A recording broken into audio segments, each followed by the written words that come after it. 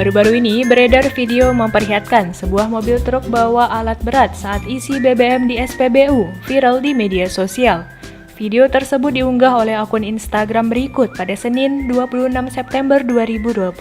Tampak dalam video dari rekaman salah seorang pengendara sepeda motor yang mengantre BBM di sebuah SPBU. Kamera perekam terfokus dengan sebuah kejadian di mana sebuah mobil truk yang akan mengisi BBM di SPBU tersebut. Namun karena lupa dengan muatan yang berada di bak truknya, sang sopir langsung masuk ke SPBU.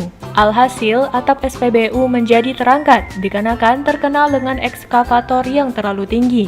Tampak sopir dan pegawai SPBU sedang berbincang perihal kejadian tersebut. Belum diketahui kapan dan di mana kejadian truk tersangkut atap SPBU ini terjadi.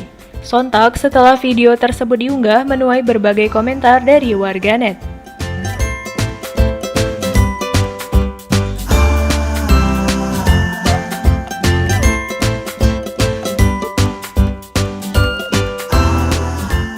Terima kasih sudah nonton.